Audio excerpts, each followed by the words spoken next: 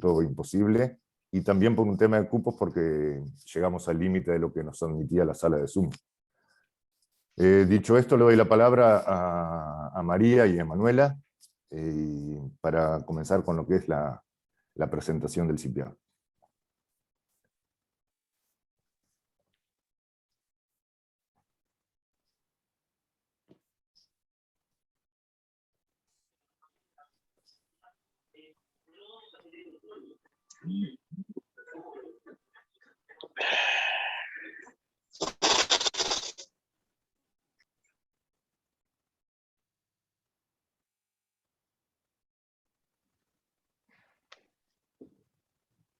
Bueno, buenos días a todos y a todas.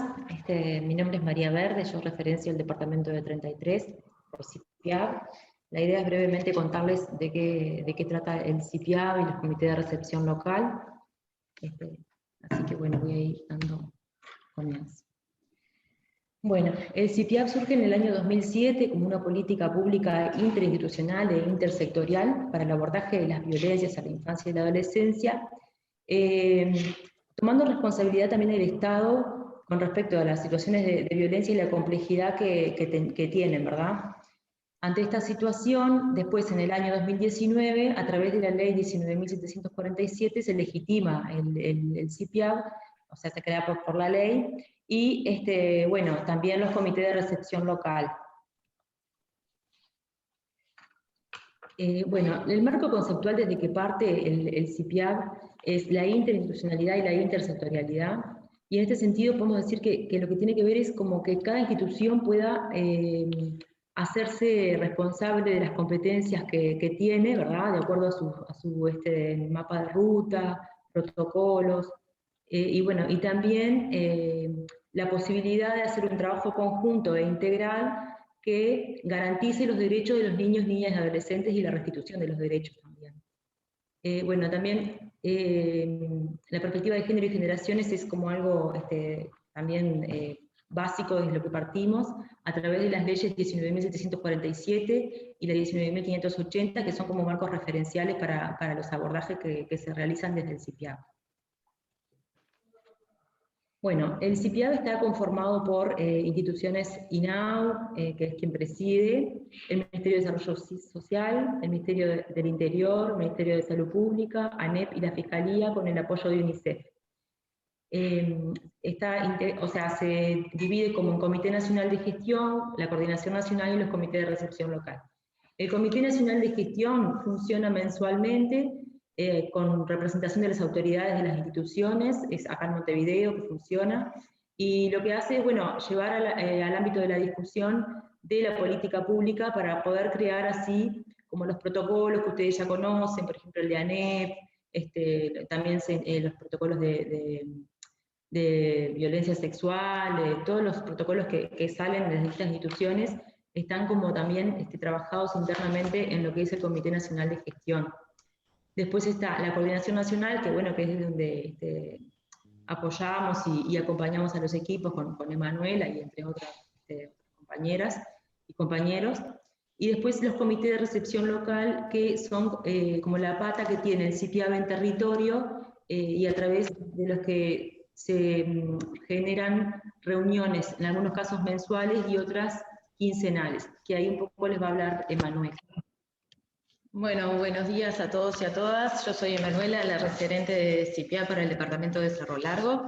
Brevemente voy a presentar el trabajo y la tarea de los comités de recepción local, que son la expresión programática de CIPIAB en cada territorio, y que en realidad en el día de hoy son los responsables del encuentro que estamos teniendo y del ciclo que vamos a empezar a transitar hoy, ya que la organización y la planificación y la idea de acercarnos desde todos los lugares de 33 y Cerro Largo partió de los comités de 33, Melo y Río Branco, que son dispositivos que empezaron a trabajar hace muchísimos años, en realidad en comité se empieza a trabajar cerca del 2012, y estos tres equipos se empiezan a conformar en los inicios, por lo tanto todos los integrantes y las integrantes de estos comités, que andan todos, muchos y muchas por ahí, han ido acompañando la trayectoria y el crecimiento y la nutrición de la construcción de la mejora de la respuesta a nivel local.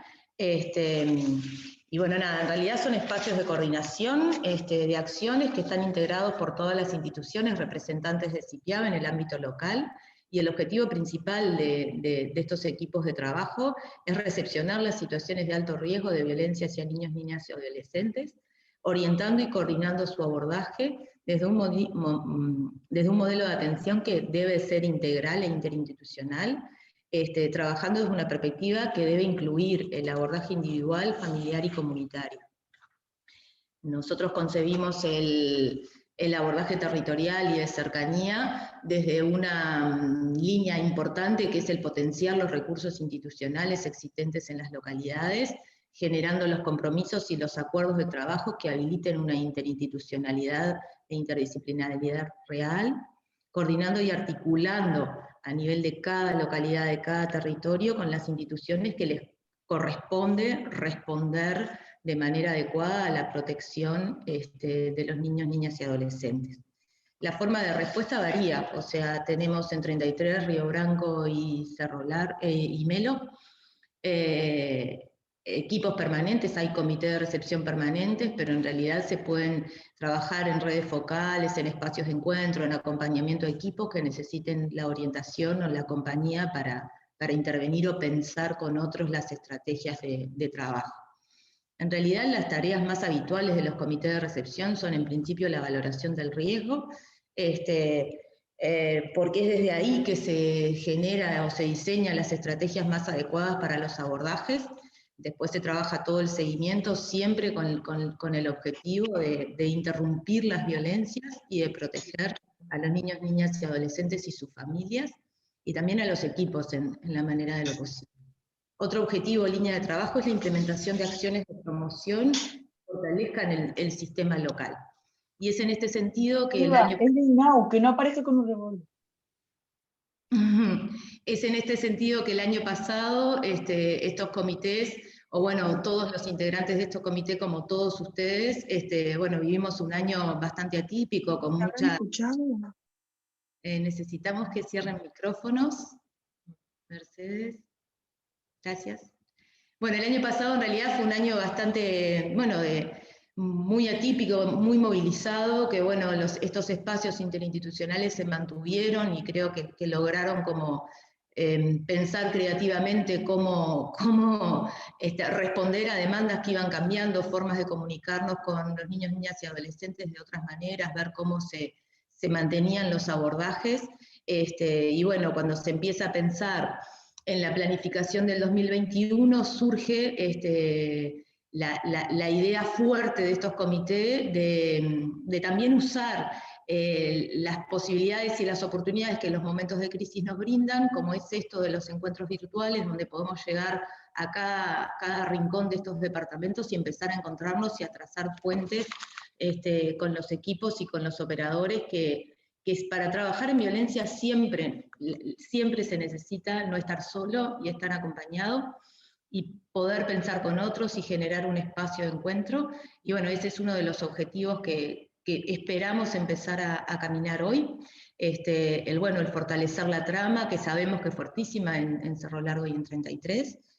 Y bueno, nada, nos parece que uno de los desafíos, además de esto de fortalecer la trama y tender puentes de sostén, está fundamentado en esto de que las violencias nunca deben ser intervenidas en soledad, pero también estamos convencidas de que es muy importante parar, revisar y reencontrarnos con lo conceptual, que esto fortalece a los equipos, pero que también nos protege como personas, que no ponemos solamente nuestro saber, sino principalmente nuestro cuerpo, nuestras emociones, y nuestro sentir en intervenciones que en el día de hoy nos están atravesando a todos y a todas como seres humanos de una manera bastante importante. Entonces, bueno, lo que queremos es esto, empezar a encontrarnos,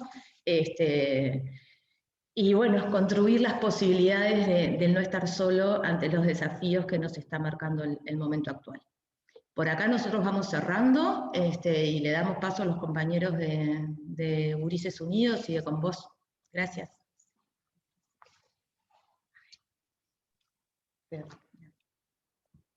Bueno, buenos días para todos y para todas. Mi nombre es Leonardo Perla y trabajo en la organización Gurises Unidos. Específicamente desarrollo tareas en el proyecto itinerante con vos, en ruta, perdón.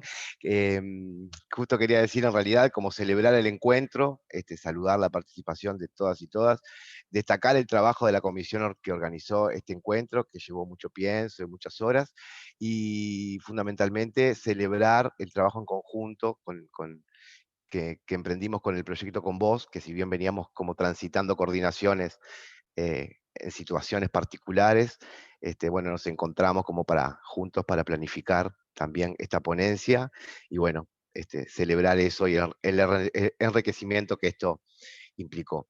Como les contaba, bueno, Gurises Unidos en realidad es una organización de la sociedad civil que nace en 1989, que tiene como misión proteger y restablecer y trabajar por los derechos de los niños, niñas y adolescentes. Es una organización que cuenta con muchísimos proyectos que van desde trabajo con niños y niñas en situación de calle, en educativo laboral, sexualidad y género, tecnología y educación, y desde el 2014, perdón, en convenio con INAU tenemos el proyecto itinerante en ruta. Vamos una para atrás, Yandira.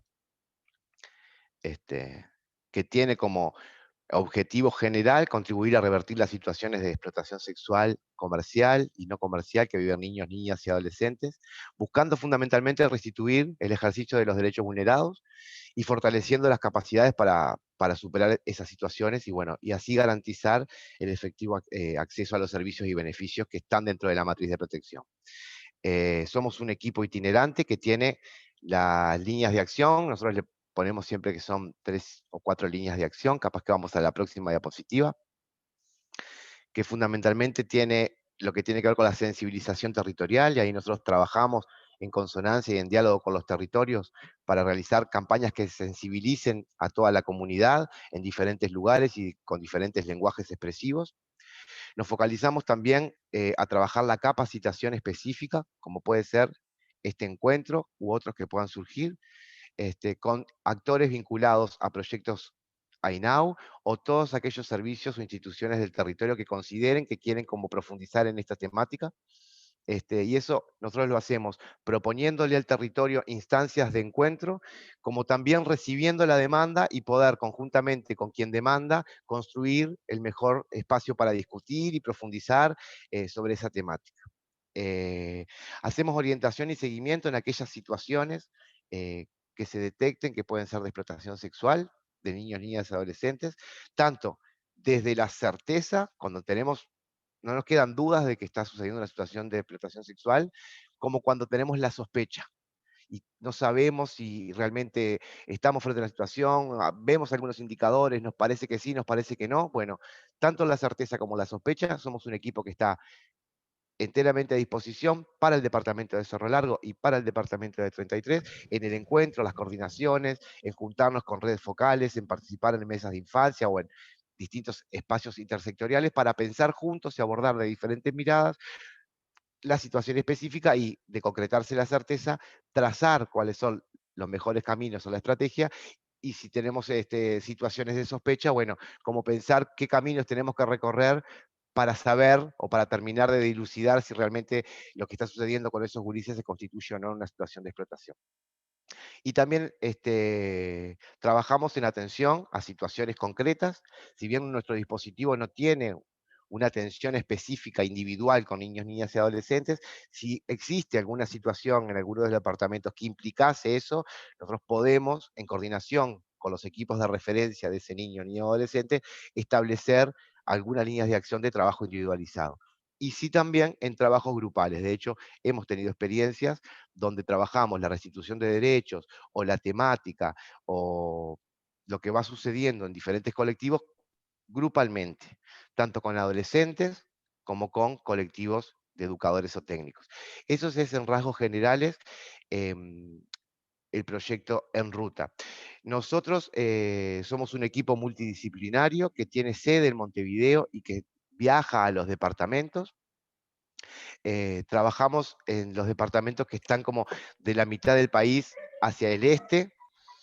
Concretamente, Cerro Largo y 33 son departamentos de nuestra referencia, y dentro del equipo multidisciplinario nos dividimos las referencias, y donde está Andrea Vitalis, que ahora después la van a conocer, que va a estar exponiendo también, y quien les habla, Leonardo Perla, somos los referentes de Cerro Largo.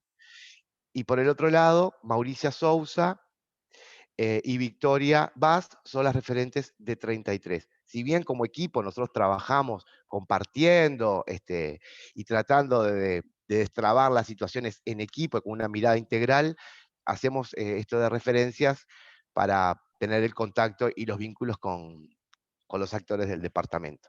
Es un poco lo que es Gurises Unidos como institución, y el proyecto En Ruta en particular como equipo itinerante en atención de situaciones de niños, niñas y adolescentes en explotación sexual.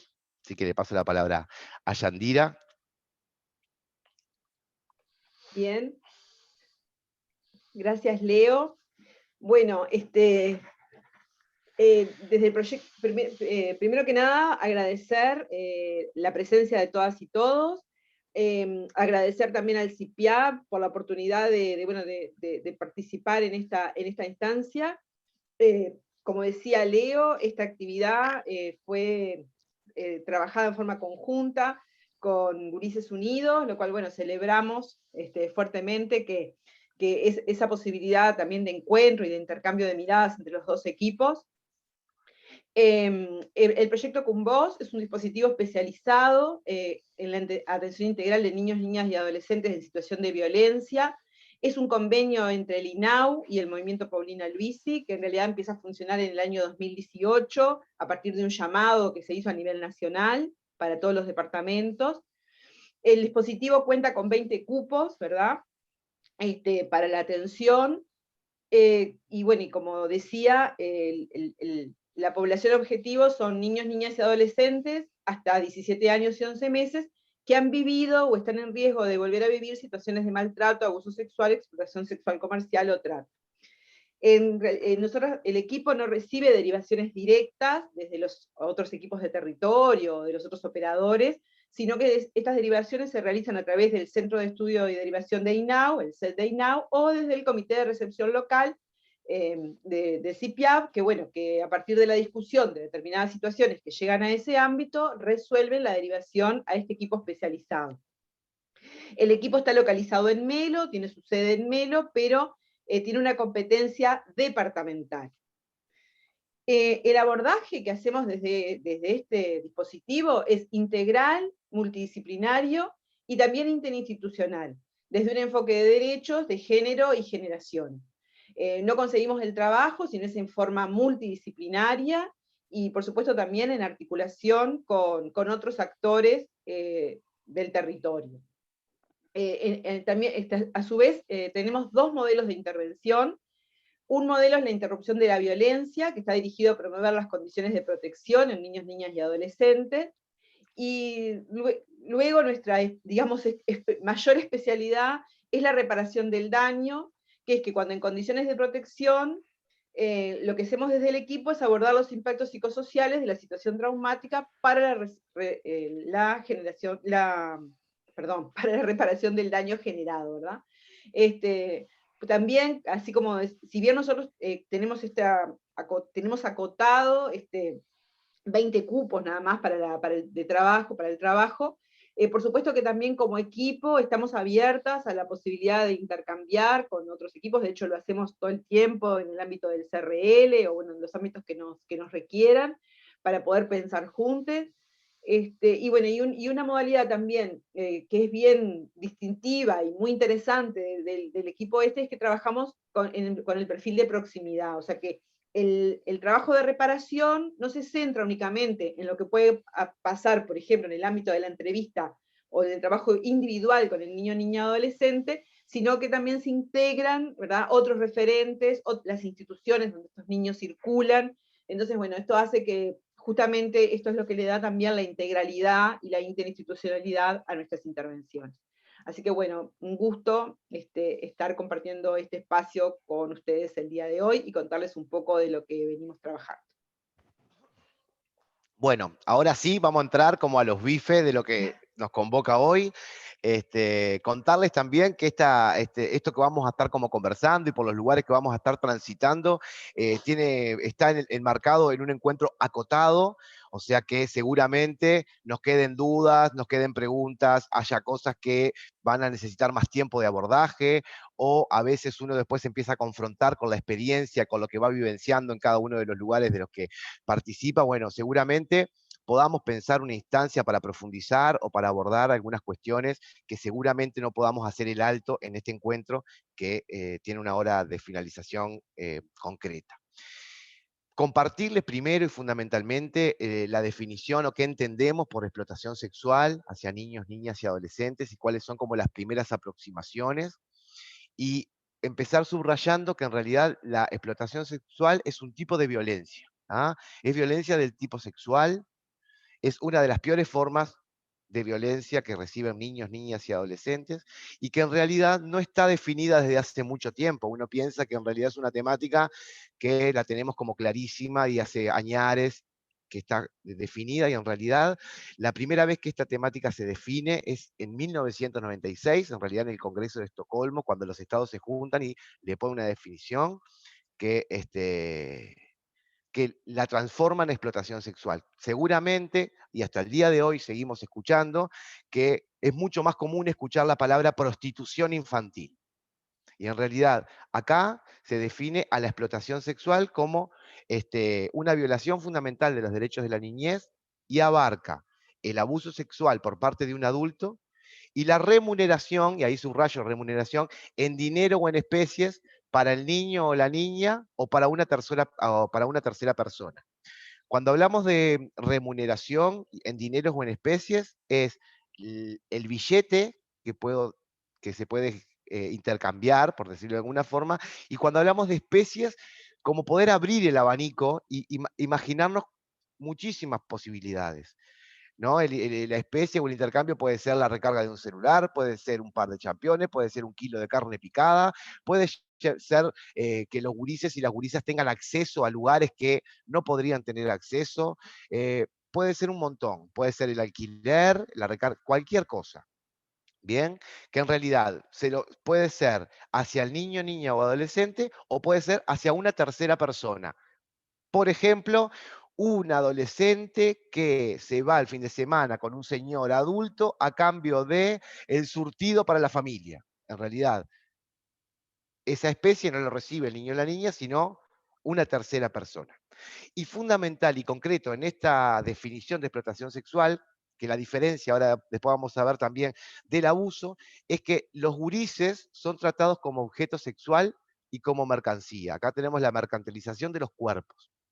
¿tá? Y fundamentalmente, porque también nos van transversalizando mitos que vamos escuchando, que los escuchamos siempre, no existe el consentimiento. ¿no? Y trajimos una frase de Freyse, un actor, que dice, no existe el consentimiento, porque el término consentimiento redime al que domina, o sea, le saca la culpa al que domina, y la descarga entonces y responsabiliza al dominado. Por, ¿en qué está la diferencia también cuando hablamos de explotación sexual y prostitución infantil? Que la explotación sexual pone la responsabilidad en quien la tiene que poner, que es el adulto, que es el responsable, ¿no? Ahí creo que es una gran diferencia y está bueno como tenerlo claro. No hablamos de prostitución infantil, hablamos de explotación sexual y por lo tanto, cuando la culpa de estas acciones las tiene el adulto. ¿Bien? Hoy hablábamos, bueno, abuso sexual, explotación sexual, ¿cuáles son las similitudes? Bueno, las similitudes que tienen la explotación sexual integra al abuso sexual, y las similitudes que tienen es que, bueno, hay una simetría de poder, hay un otro que ejerce poder, cualquier tipo de poder, ¿no? Hacia un menor de edad, ¿no? Hay una simetría, hay una manipulación por su etapa evolutiva también, hay una simetría de conocimiento y hay una simetría de gratificación. En la violencia, en la explotación sexual y en la violencia en general, hay una relación desigual de poder entre el adulto y el niño, niña y adolescente. Ahora, nosotros podemos decir, bueno, ¿y en qué se diferencia la explotación del abuso? Bueno, lo que decíamos hoy, en la explotación hay una mercantilización del cuerpo, hay un intercambio, un pago. La palabra intercambio no me gusta mucho porque nos coloca como en igualdad de condición, ¿no? Yo ofrezco determinada cuestión por la cual vos pagás, pero no encuentro otra para transmitir como el concepto. En la explotación hay un intercambio, vamos a entrecomillarlo, hay una mercantilización de los cuerpos, en el abuso no, o no lo existe. Y después hay una cuestión que tiene que ver con que en el abuso sexual, por lo general, el vínculo, o lo que sucede, es como privado. Es como, se enmarca en una cuestión de confianza, de secreto, nadie lo puede saber, ¿no? Hay como vínculos afectivos que transversalizan.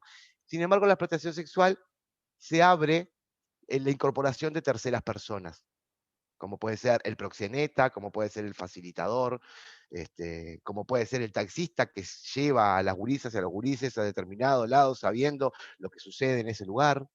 Esa es como la diferencia, hay otras, pero como para detenernos ahí. Y fundamentalmente lo que sí dialogan fuertemente es en la asimetría de poder.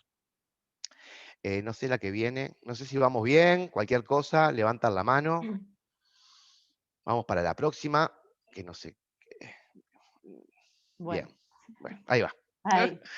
En primer lugar, quiero decir que no se asusten, no voy a andar en cada una de las leyes que están ahí, hay más en el siguiente PPT, pero la idea es que ustedes sepan que contamos con leyes tanto a nivel internacional, regional o nacional, que enmarcan lo que tiene que ver con la violencia sexual y específicamente con la explotación sexual. Sí está bueno mencionar la Convención de los Derechos del Niño, que es un instrumento específico con el que contamos para los niños, niñas y adolescentes, y que tiene un fin específico. El fin específico es preparar a la niñez como vida independiente y por eso garantizar sus derechos. En realidad la Convención de los Derechos del Niño es pobre en cuanto a las medidas contra la violencia. Lo que hace es establecer un estándar más general. Sí define la violencia, la observación del comité. Mencionar también que en el artículo 2 lo que hace la Convención es decirle a los estados que los mismos deben garantizar los derechos que están enunciados en la Convención, y específicamente los artículos 19 y 34 habla de lo que tiene que ver en el 19 con las medidas que tienen que adoptar los estados para proteger a los niños, niñas y adolescentes en todo tipo de violencia, y específicamente en el 34 habla de la explotación sexual. También es importante decir acá que si bien tenemos muchas normas, si no hay una convicción en aplicar estas normas y no hay una educación, con la norma penal simplemente no vamos a hacer nada, porque en realidad el derecho penal solo, sin un contexto, no sirve para nada. Si hoy nos reunimos en esta instancia, que está buenísima y que hay mucha convocatoria, y mañana nos olvidamos del problema, el problema continúa. Es importante también destacar que en estas situaciones, como equipos que trabajamos para garantizar los derechos de niñas, niñas y adolescentes, nos interesa principalmente la protección de estos. Por esto también me refiero a que no hay que perder de vista la función de la pena. Esto es, el derecho penal y la pena en sí no restaura, no sana, aunque sí creemos que es necesario, y después más adelante también vamos a ahondar en eso. El derecho penal en sí es un control social y es la más agresiva, y por eso siempre insistimos que es de última ratio. Es importante también acá saber que contamos con un código penal que es del 1934, y si bien ha tenido algunas modificaciones, asegura las bases de una sociedad machista. La ley 19.580, que es la ley integral de violencia basada en género, agrega un tipo penal nuevo que es el de abuso sexual, pero sigue ubicado, y esto es muy llamativo, en el capítulo que tutela las buenas costumbres y el orden de familia. En realidad, cuando lo que debería tutelar sería la libertad sexual. Hoy en día todavía seguimos con ese código que es del 34 y que hay disposiciones que protegen con mayor intensidad a esa mujer honesta y doncella, que le da a la mujer un rol reproductivo y de familia con poca posibilidad de goce.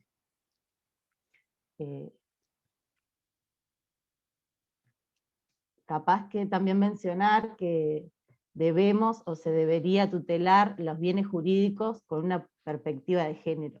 Cuando hablo de bienes jurídicos, lo que quiero decir es, el bien jurídico es eso que nosotros queremos proteger.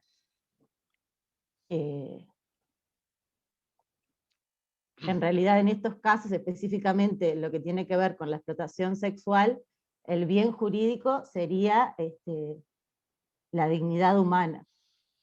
¿Y qué entendemos como dignidad humana? El derecho a ser respetados como seres individuales y sociales, comprender la posibilidad de goce de todos los derechos, derechos a la libertad sexual, derecho al disfrute de la vida, derecho a la autodeterminación, derecho que no podemos gozar si se nos mercantiliza, como hablaba mi compañero también.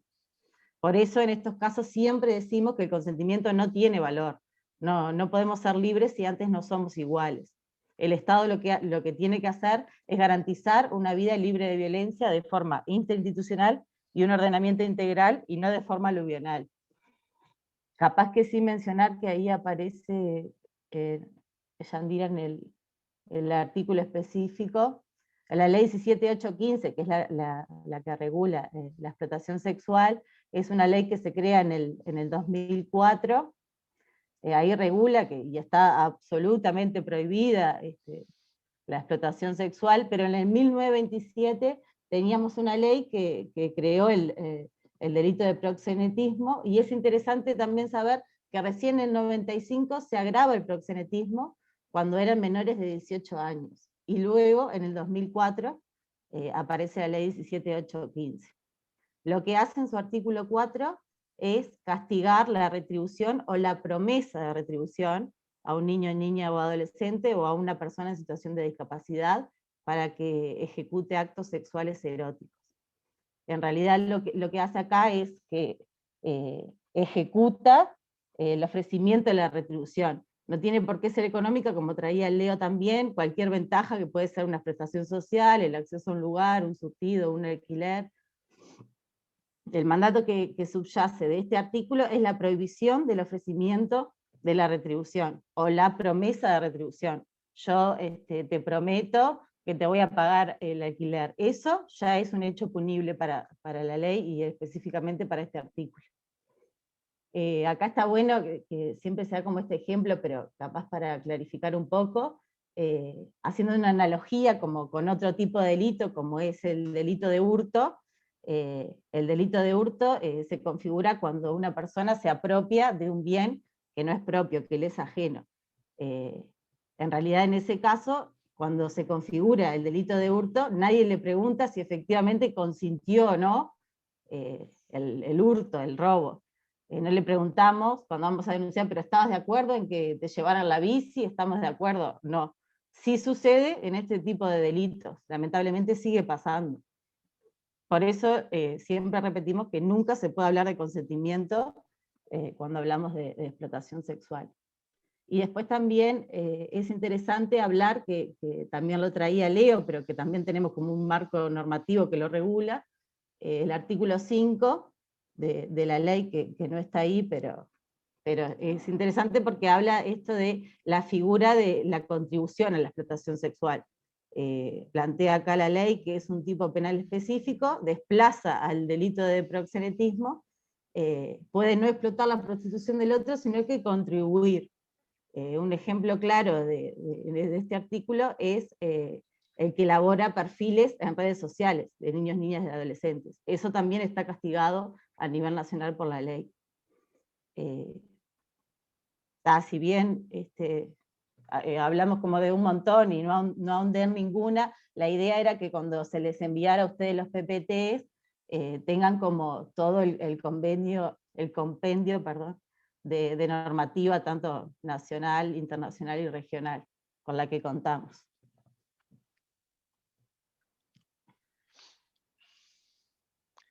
Capaz que luego de la intervención de Andrea, y ya habiendo definido como la temática, también contarles que en el 2001, o sea, algunos años después de la definición de la temática, se define al explotador sexual, que hoy lo estábamos hablando, en el segundo congreso, o sea, luego de Estocolmo, el segundo congreso, define al explotador sexual como los individuos que se aprovechan de algún desequilibrio de poder, esto de la simetría que hablábamos hoy, entre una persona menor de 18 años, con el fin de usarla sexualmente y para tener beneficios materiales o para placer personal. Beneficios materiales, un poco lo traía Andrea hoy, todo lo que tiene que ver con la pornografía infantil, esto de las filmaciones, los videos, o por placer personal. ¿Ah? Y acá también trajimos una cita de Rita Segato que nos pareció bien interesante para compartirla con ustedes, que dice, este sujeto, hablando siempre del explotador, no es un sujeto anómalo, como los medios y el sentido o el imaginario colectivo lo retratan, ¿no? Lo retratan raro, solitario, aislado, desviante y con una singular vocación por el crimen. No, eso no es así, en realidad son personas comunes y corrientes, que transitan en la cotidianidad con nosotros y que no tienen características específicas, como romper con el mito del señor de gabardina que anda por las calles y de repente se abre la gabardina y está atrás de niños, niñas y adolescentes. No, y en realidad, seguramente no sea, a veces sí, a veces no, como muy conocido, ¿no? Les pongo un ejemplo que a veces sucede cuando vemos los noticieros, cuando sucede algún hecho de violencia, en este caso la violencia sexual, y el periodista le pregunta a los vecinos sobre algún hecho concreto, por lo general lo que escuchamos es, ay, estoy impactado, estoy impactada, era tan bueno, padre de familia, se lo veía entrar y salir y siempre preocupado, y en realidad eso demuestra también que cualquiera de las personas que transitan podría llegar a hacerlo porque no tiene características personales. Lo que sí podemos decir de los explotadores, y que es para subrayar, es que los explotadores no reconocen a la explotación, no se reconocen ejerciendo una violencia, no reconocen a la explotación sexual. Por lo general culpabilizan a los niños, niñas y adolescentes. Y con esto yo me voy a algunos mitos, como hablábamos hoy, también como algunas campañas que han salido, pero que creo que son de Voz Populi, que todos y todas hemos escuchado en algún momento, que es, no sabía que era menor, ella quería y yo la ayudé, siempre la responsabilidad colocada en los niños, niñas y adolescentes. ¿Tá? Y nosotros lo que volvemos a subrayar, que en este tipo de situaciones, como en otras, pero la responsabilidad es del adulto, ¿no? Bueno, eso como para terminar de definir al explotador sexual. ¿Qué hay a nivel país, a nivel de investigación? Con respecto a la explotación sexual, luego de haber definido, bueno, en realidad hay una única investigación que se hizo en el 2013-2014, que realiza Ulises Unidos a nivel nacional, que está publicada en la página de Ulises Unidos, pero que se las podemos hacer llegar, que en realidad trajimos algunos de los tantos datos que tiene la investigación. Se hizo un trabajo nacional con 349 situaciones, y se detectaron en realidad un 64% de certeza y un 36% de sospecha. De todas las situaciones, el 80% de las situaciones de explotación sexual eran niñas y adolescentes mujeres, y solo el 18% eran adolescentes varones o niños varones. La edad de esas 350, 49 situaciones, que uno dice, bueno, seguramente el mayor porcentaje esté en los 16, 17. Bueno, la investigación demuestra que el mayor porcentaje se encuentra entre niños, niñas y adolescentes, o preadolescentes, de entre 13 y 15 años. Y a su vez, dos datos más de la investigación para poder compartirles es que más del 50% de estas situaciones, de estos gurises, tienen una desafiliación o una afiliación muy precaria a los sistemas educativos y a los centros de atención a la niñez y la adolescencia, y que más del 50% también ha presenciado situaciones de violencia doméstica en su hogar. Eso como es lo que la investigación larga es muy interesante, aporta de diferentes lugares, después se las podemos pasar, pero trajimos esto como para hacer un paraguas general. ¿Y qué pasa con el 2020? O hasta ahora, en realidad nosotros tenemos el CONAPES, que es la Comisión Nacional para la Erradicación del Trabajo de la Explotación Sexual, y tiene el número general país. Nosotros trajimos para compartirles cuántas situaciones de explotación sexual de niños, niñas y adolescentes se abordaron en el 2020 por departamento, y 24 situaciones se abordaron, se identificaron y se trabajaron en Cerro Largo, y 18 situaciones se trabajaron y se abordaron en 33. Esto también para romper con el mito de que son pocos casos, no se da tanto, se da solo en algunos departamentos, en otros no tanto. En realidad se da en los 19 departamentos, lo que en diferentes también números. Lo que sí podemos aportar a esto es que se materializa con características particulares en cada uno de los departamentos, ¿no? Bueno, uno puede decir, en los departamentos con frontera, hay determinadas modalidades que se desarrollan más, en los departamentos con mucho turismo, otro tipo de modalidades, pero estos son como los números al 31 de diciembre de 2020. Por supuesto que ya tenemos los del 2021 hasta el primer cuatrimestre, pero nos parecía que esto era...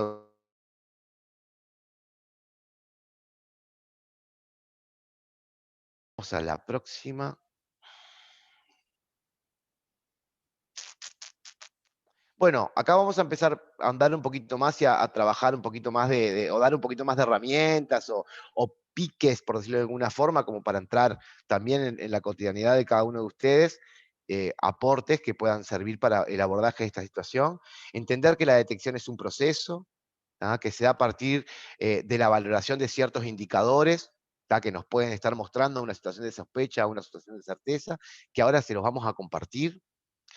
Es menos frecuente que las situaciones lleguen a partir de un pedido de ayuda expreso, ¿no? Por parte de los gurises. Por lo general tenemos ese imaginario, o no todos, pero puede pasar que los gurises van a llegar a nosotros destrozados, llorando, pidiendo ayuda. No es lo que generalmente sucede. Por lo general a veces sucede contando, contentos, y te dicen, no, porque no sabes, tengo novio. Y si cosas tiene 35, ¿no? Como con alegría, y no siempre llega como de la pena, de la tristeza o de la angustia, porque hay una realidad, no se reconocen como víctimas. Entonces, es el trabajo que nosotros tenemos que como que empezar a hacer. Las amenazas de los explotadores y la naturalización de la violencia que viven los gurises muchas veces hace que no se reconozcan como víctimas. Y esa presentación de los gurises puede llegar a generar rechazo a la sociedad y particularmente en los operadores, ¿no? O sea, eso. Bien, nosotros ahora queríamos también compartir, una vez que definimos un poco lo que es la explotación sexual, bueno, quiénes son los explotadores y cómo podemos detectar la situación, compartir con ustedes algunos indicadores para, digamos, que nos permitan como afinar el ojo y poder prender la alarma, ¿no? Bueno, un indicador en realidad es un dato, un resumen que nos permite ver la parte o algunas características de esta problemática, en este caso. Entonces, siempre deben ser leídos y analizados en un contexto. Y también enmarcados en el conocimiento que se tiene del niño, la niña o el adolescente, de su entorno familiar y también de su entorno comunitario. Y decimos esto porque los indicadores que vamos a compartir ahora no son específicos de la explotación sexual, sino que nos permiten en un contexto, prender la alarma, la luz amarilla, y empezar a afinar el ojo y a observar con mayor detenimiento qué es lo que está pasando. Entonces, en la columna izquierda van a ver que están los indicadores de certeza, que bueno, que es lo vi o la vi, y en esto es, bueno, lo vi subirse, no sé, a un auto, lo vi estrictamente con un adulto, no sé, de la mano, lo vi bueno, vinculado a algún adulto y nosotros dándonos cuenta, ¿no?, de que ahí está sucediendo algo más. Me lo contó personalmente, que en esto también lo decía Andrea en su presentación, ¿no? La palabra de los chiquilines, que muchas veces ese relato puede ser confuso o inseguro, pero ese relato es un indicador de certeza. Así que está bueno también que ese relato no sea forzado y que permitamos que los chiquilines puedan expresarlos como puedan, que a veces también puede ser como una gracia o como un chiste, como no dimensionando la situación en la que están, pero eso también es un indicador de certeza. Me lo contó un tercero de su confianza, y ahí puede ser otro niño, niña o adolescente, o un adulto que haya presenciado la situación. Y también la explicitación a través de las redes sociales. Eso como en cuanto a los indicadores de certeza. Después, los indicadores de sospecha, que también leídos en un contexto y con el conocimiento previo que tengamos de los chiquilines, nos deberían prender la alarma. La adquisición de objetos, y ahí pueden ser ropa, pueden ser celulares, que sabemos que exceden a la posibilidad económica de los chiquilines. Ay, disculpen, capaz que pido a Santiago que se silencie. Muchas gracias.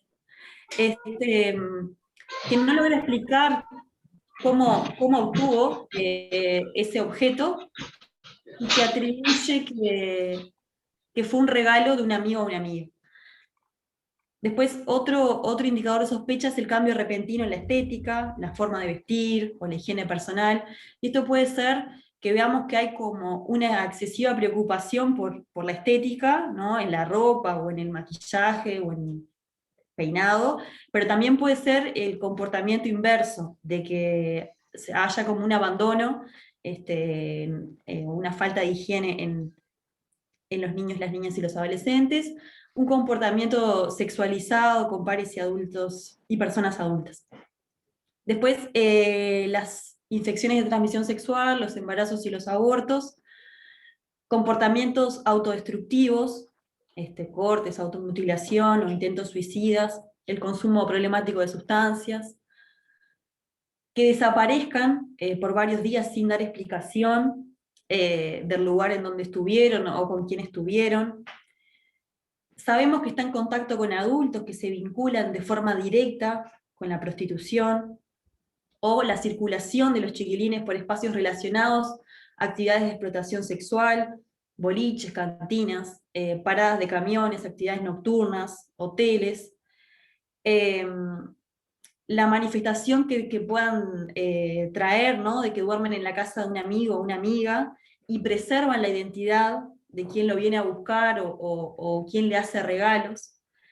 Y el abandono escolar o la asistencia irregular, las dificultades en la concentración, dormirse en clase y señales de cansancio extremo. Bueno, como les decía, estos indicadores se leen en contexto, no necesariamente viendo esto estamos frente a una situación de explotación sexual, pero sí es importante que una vez que identificamos algo de esto, afinemos el ojo y empecemos como a monitorear qué es lo que está pasando en la vida de esos gurises y gurisas. Bien, quiero ahora como presentarles las modalidades, ¿no? Leonardo traía en su presentación que en realidad la explotación sexual está presente en todo el territorio nacional. La diferencia es cómo se expresa en las distintas partes del país, teniendo en cuenta también las características de las diferentes localidades. Pero explotación sexual hay en todo el territorio nacional, y seguramente hayan mucho más situaciones de las que nosotros detectamos, ¿no? Entonces, les presentamos ahora como, bueno, algunas de las modalidades en las que se pueden expresar este tipo de problemática. La utilización de personas menores de edad, ¿no? Niños, niñas y adolescentes, en actividades sexuales remuneradas, que son, bueno, los actos sexuales pagos, digamos, se le paga al niño, niña o adolescente en dinero o en especie, a cambio de una relación sexual. La utilización de personas menores de edad en espectáculos sexuales. La trata para el comercio sexual, y cuando decimos trata también hablamos de la trata interna, que también Andrea comentó cuando presentó las leyes estaban incluidas, que es la ley de trata, que la trata también puede darse dentro del territorio nacional, también se configura ese tipo de modalidad. Todo lo que implique como una desterritorialización del niño, niña o adolescente, con estos fines, incluye la trata. Entonces, puede pasar que de Río Branco a Melo, o de Melo a Rivera, y ahí estamos como ante este tipo de modalidad. La producción, promoción y divulgación de pornografía que involucren a niños, niñas y adolescentes. La explotación sexual en niños, niñas y adolescentes en contextos de viajes y turismo, y esto a veces también se observa en localidades bueno, que tengan determinadas fiestas populares, no sé, de la Patria Gaucha o algún tipo de festival. Bueno, puede ser como un escenario propenso para que se dé este tipo de modalidad. Y bueno, y las dos últimas modalidades, que son las parejas arregladas y o matrimonios serviles, que en realidad esta modalidad, a raíz del trabajo del dispositivo en ruta, a lo largo de los años, nosotros tenemos que hacer un registro del tipo de modalidad de explotación sexual que se da, y bueno, y empezamos a observar que teníamos una fuerte presencia de este tipo de modalidad. Entonces empezamos como a generar algunas lecturas como más atentas al fenómeno, pero también empezamos como a buscar materiales o bibliografía que pudieran dar cuenta de las características de este fenómeno. Y bueno, y lo que podemos decir es que el nombre, digamos, que con lo que se conoce, digamos, a nivel regional más que nada este tipo de modalidad, es el matrimonio o la unión infantil temprana y forzada. Traigo la palabra unión porque no necesariamente tiene que haber un casamiento, ¿no?, a nivel formal, y si es temprana, porque hay un adulto y un niño, niña o adolescente, es también forzada, ¿no? Y vemos que este tipo de modalidad se presenta sobre todo en las pequeñas localidades, y hay como una idea de la familia muchas veces, que es quien facilita este tipo de cuestiones, que es una manera de proteger al niño, a la niña o al adolescente, ¿no? Entonces, el comentario es, bueno, preferible que esté con fulano, o con determinado adulto, que sé que va a estar más cuidado, que sé que no le va a faltar nada, a que esté, por ejemplo, no sé, en la calle, o que esté, sí, que no haya como un adulto que esté por fuera de la vida de ese niño, niña o adolescente. Y también vemos que esta modalidad está súper naturalizada, ¿no? Entonces, bueno, por lo menos ese comentario, por lo menos hay alguien que se preocupa, por lo menos hay alguien que se hace cargo, y nada, este tipo de modalidad a su vez atenta, obviamente, con la escolarización de los chiquilines.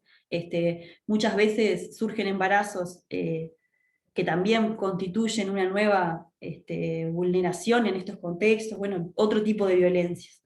Y nada, lo queríamos presentar con ustedes para que, nada, también este tipo de modalidad que a veces no no la tenemos tan presente, ocurre con mucha más frecuencia de lo que creemos. Y bueno, otra de las modalidades en las que nos queremos detener es la explotación sexual en línea, que bueno, que tenemos el grooming, que es cuando un adulto se hace pasar por un niño, niña o adolescente a través de algún dispositivo tecnológico, bueno, le engaña, gana su confianza, con el fin de tener algún tipo de finalidad como más del índole sexual. El sexting, que es la difusión también en redes sociales de contenidos de tipo sexual, que muchas veces nosotros vemos que los adolescentes y las adolescentes publican determinadas fotos o videos en las redes, y siempre tendemos como a culpabilizar, ¿no? Bueno, de por qué se muestran así, por qué suben determinado video, por qué se exponen, ¿no? Y si bien nosotros podemos generar como estrategias de cuidado de esos gurises y esas gurisas, en realidad siempre hay un adulto que se aprovecha, ¿no? Es como una puerta de entrada para los explotadores, pero siempre volvemos como al punto de partida, que es que la responsabilidad la tienen los adultos que se aprovechan de su asimetría de edad, pero también su asimetría de poder, su asimetría incluso afectiva muchas veces, y bueno, y generan con los gurises este envío, en algunas ocasiones también de contenido tipo sexual. Entonces, la sextorsión aparece cuando se da como el chantaje, ¿no? Bueno, si vos contás o si vos me delatás, yo muestro determinada foto o video que me enviaste a mí o que hiciste circular por tus redes. Entonces, bueno, por ahí las modalidades. Bien, ahora un poco nos parecía interesante como pensar el abordaje, ¿no? La forma de intervenir, cómo intervenimos, qué hacemos frente a este tipo de situaciones, que muchas veces como equipos, ¿no? que estamos poniendo el cuerpo cotidianamente con los gurises, nos resulta un desafío bastante interesante. Si bien como traían los compañeros, ¿no? Tanto Leo como Andy y Vicky, que vienen dando como un preámbulo de la complejidad que implica, ¿no? Estar frente a una situación de explotación, sin dudas va a traer una compleja respuesta, ¿no? Ante una situación compleja no va a tener más ni menos que una respuesta compleja, ¿no? Por lo cual nosotros también en varias instancias, pensando, discutiendo a nivel de equipo, problematizando sobre esto, consideramos bueno, que es súper importante y crucial para el tipo de respuesta que voy a dar, que la misma comprenda un involucramiento, ¿no? De varias instituciones, proyectos, servicios, dispositivos, que estamos cotidianamente trabajando con estos gurises, ¿no? Y que formamos lo que llamamos como la matriz de protección. Indudablemente, trabajar de forma articulada, donde circule la comunicación, donde se generen acuerdos, donde se respeten los mismos, es imprescindible para generar un impacto positivo, ¿no? En la vida de los gurises. Un poco pensábamos como en líneas generales, ¿no? Bueno, ¿cómo diseñamos esta estrategia de intervención? Pensábamos que, bueno, es importante basarnos como en un primer momento en un diagnóstico y una evaluación de la situación, ¿no? Bueno, ¿frente a qué estamos? ¿Frente a qué tipo de situación estamos? ¿Qué elementos tenemos? ¿Con qué información contamos? ¿No? ¿Con qué otros también podemos trabajar? Para ahí empezar a elaborar lo que son las primeras respuestas, ¿no? Tendientes a la protección de los niños, niñas y adolescentes. En un tercer momento, ¿no? Y en una continuidad, no pienso como en los momentos de forma discontinua, sino que se entrelacen y que tiendan a la restitución de derechos, ¿no? También es importante esto, generar una estrategia a mediano y largo plazo que busque sin duda la restitución de derechos y que comprenda el cortar el circuito de violencia a la que están expuestos estos gurises, ¿no? Como traían los compañeros, las situaciones de explotación son situaciones de violencia. Bien, entonces pensamos, bueno, ¿qué hacemos? Creo que es una pregunta con la cual nos encontramos cotidianamente, que nos interpela a nosotros como equipo que trabajamos en este tipo de temática, pero además también a los equipos con los cuales trabajamos. Bueno, ¿qué hacemos? ¿Qué tenemos que hacer? ¿Por dónde empezamos? ¿No? Entonces, bueno, recogíamos en esto que les contaba, pensando y problematizando con los compañeros, siempre es importante poder evaluar si nos encontramos frente a una situación de sospecha o una situación de certeza. Estos indicadores que traía Vicky, ¿no? Que habló sobre, bueno, frente a qué tipo de situación están, porque sin duda la respuesta que vamos a dar va a ser distinta y va a depender de frente a qué indicadores estamos. También es muy importante valorar el riesgo, ¿no? Bueno, frente a qué situación estamos y qué riesgo corre el chiquilín frente a esta situación. Muchas veces nos pasa, ¿no? De que, bueno, estas situaciones a veces podemos venir trabajándola durante mucho tiempo, observándola, viéndola, o a veces irrumpe, ¿no? Irrumpe en el discurso del chiquilín, irrumpe en el vecino, en el educador, en el compañero que vio, que le contaron, y se hace inminente decir, bueno, hay riesgo acá, hay riesgo de vida, hay amenazas de muerte, hay una situación compleja, porque siempre tenemos la posibilidad de decir, bueno, quizás nosotros acá en este territorio no podemos brindar las garantías, ¿no?, de vida para ese chiquilín, y a veces pensamos en una respuesta que tienda, ¿no?, a lo interdepartamental, ¿no?, a conseguir como, bueno, el refugio, la compañía y la recibida en otros compañeros. Y sin duda, ¿no?, tener en cuenta el daño que estas situaciones van generando a todos los gurises, que se manifiestan, por supuesto, ¿no?, en lo que tiene que ver con su comportamiento y actitudes. Bien, frente a una situación de sospecha, como traía hoy Vicky, ¿no?, los indicadores, ¿qué hacemos frente a esto? Bueno, los indicadores de sospecha siempre nos dan la pauta de que, bueno, podemos llegar a estar frente a una situación de explotación. Un paréntesis también que me resulta interesante pensarlo y compartirlo con ustedes, porque hablamos también de situación de explotación, ¿no? Nosotros también como adultos que trabajamos con niños, niñas y adolescentes, desde una perspectiva de derecho, no podemos olvidarnos, ¿no?, o apuntar a lo transitorio de las situaciones, apuntar que cuando creemos que hay gurises que están en situaciones de violencia, cortar ese circuito para hacerlo transitorio, y no quedar en un lugar instalado, ¿no? El chiquilín que está sufriendo hoy por hoy, o que está siendo víctima de una situación hoy. Nuestra respuesta tiene que apuntar a cortar eso, ¿no?, a generar un impacto, a mejorar la calidad de vida de los gurises.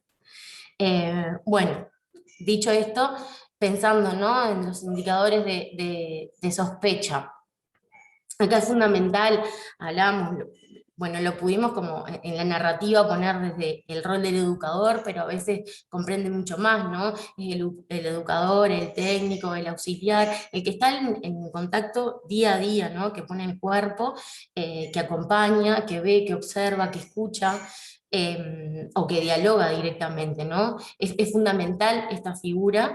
¿Por qué? Porque desde ahí también podemos agudizar la mirada, la observación, empezar a ver, bueno, qué otros indicadores pueden llegar a aparecer. Identificamos pero bueno, capaz que si acompañamos, vemos un poco más, podemos empezar a identificar otros que nos hagan ver o sentir que tenemos otros elementos para generar una evaluación y un primer diagnóstico, ¿no? También es importante la transmisión de información. Emanuela hoy traía lo fundamental también de quienes estamos en estos lugares interviniendo, acompañando, y sin duda ponemos el cuerpo, ¿no?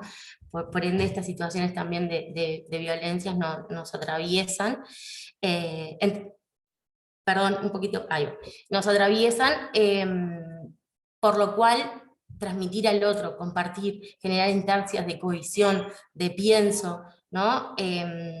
Acompañarme en el otro, pensar en conjunto, elaborar respuestas en conjunto. A veces, bueno, también el atravesamiento que tenemos como personas mismas nos hacen, bueno, sentir que, bueno, podemos estar frente a una situación, o decir, bueno, capaz que no es tan grave, pero bueno, lo comparto con otro y me dice, no, mirá, me parece que es un indicador que está bastante complejo, ¿qué más viste? ¿Pudiste escuchar otra cosa? ¿No? Entonces, bueno, la polifonía, bueno, de voces y de otros actores hace que la mirada se enriquezca, y que, bueno, que sea necesario, ¿no? Y después como construir instancias, ¿no?, con otros referentes territoriales, que, bueno, que pertenecen a otros servicios, proyectos bueno, que tenemos como en lo inmediato, y que es como fundamental esa articulación.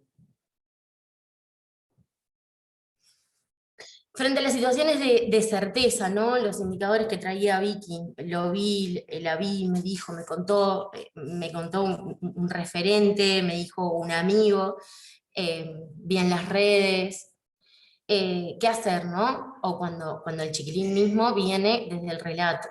Es importante escuchar, ¿no?, creer en la palabra, mantener como una actitud de escucha y de entrega también a lo que el otro nos está compartiendo, abstraernos un poco bueno, de nuestros prejuicios, de lo que nos atraviesa, de nuestras representaciones, ¿no?, para, bueno, intentar no ser un acto de juzgar al otro, ni el relato, ni la experiencia, ni su vivencia, ¿no?, en definitiva lo que nos trae. Intentar ser un otro presente, ¿no?, estar ahí, poner el cuerpo, y generar una instancia de entrega, ¿no?, para con la situación y para con ese Uri o Urisa. No forzar relatos, ¿no?, ni pedir excesivos detalles. Esto también apunta como a no generar instancias de revictimización. Lo que dijo fue suficiente, y lo dijo, ¿no? ¿Cómo? ¿Dónde? Si no lo dijo, quizás no es para ese momento, porque ya tenemos como la certeza de que está mal, está pasando por determinada situación, o no, como lo decía Leo también, a veces no son gurises que lo traigan desde la angustia absoluta, porque no hay una visualización tampoco como víctimas de estas situaciones, ¿no? Es importante brindar confianza. En general, cuando los chiquilines traen a algún adulto referente es porque hay una entramada de confianza, ¿no? Pero bueno, no generar expectativas o no generar promesas que después no vamos a poder cumplir, ¿no?, de lo que va a ser el proceso que se continuará, digamos, ¿no? Fundamental, no intervenir sola, trabajar en equipo, establecer acuerdos, ¿no? Involucrar a veces, ¿no?, a las redes primarias de los niños, niñas y adolescentes, siempre que no aparezcan como en figuras más de facilitador, como traía Leo, ¿no? Priorizar la atención y la protección de los gurises, ¿no?, antes de la persecución de un delito. ¿Esto qué quiere decir? Que nosotros también como agentes que estamos en la matriz de protección, lo que buscamos es la restitución de los derechos, y lo que buscamos es el corte y la salida de la situación de violencia de estos gurises. Claramente que esto es un delito y que como tal tiene que estar tipificado y el explotador tiene que recibir su condena. Pero a veces también generar respuestas sin contemplar antes la protección termina generando más daño y termina siendo más revictimizante para los chiquilines. La otra, bien. Entonces, ¿no?, un poco recompilando, las primeras respuestas deben apuntar siempre a establecer medidas de protección, esto que traía, ¿no? ¿Cómo protegemos? ¿Cómo cuidamos? ¿No? Puede ser una protección 24 horas, ¿no? Una respuesta del tipo, este gurí está en una situación de riego, o gurisa, hay que cortar acá, tenemos que sacarlo de este lugar, o a veces se puede fortalecer y potenciar todo lo que tiene que ver con la protección de tiempo parcial, los convenios, club de niños, centro juvenil, la red primaria. A veces hay familias que sostienen y que acompañan este tipo de procesos. Buscar sin duda la estabilidad, buscar sin duda la estabilidad física y emocional de los gurises, ¿no? Eso es como crucial. E iniciar un proceso de vinculación de la situación de explotación. Es importante también destacar que cada situación es diferente, por lo cual va a requerir un abordaje distinto, un abordaje particular, un abordaje pensado en la situación con la cual estamos frente, ¿no?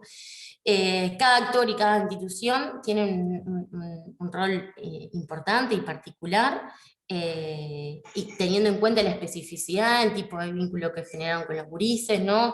El acercamiento que se tiene, las respuestas que pueden dar. Muchas veces, a veces como equipo aparece la frustración con la respuesta del otro, pero también uno puede dar respuesta de acuerdo a las posibilidades que tiene, ¿no?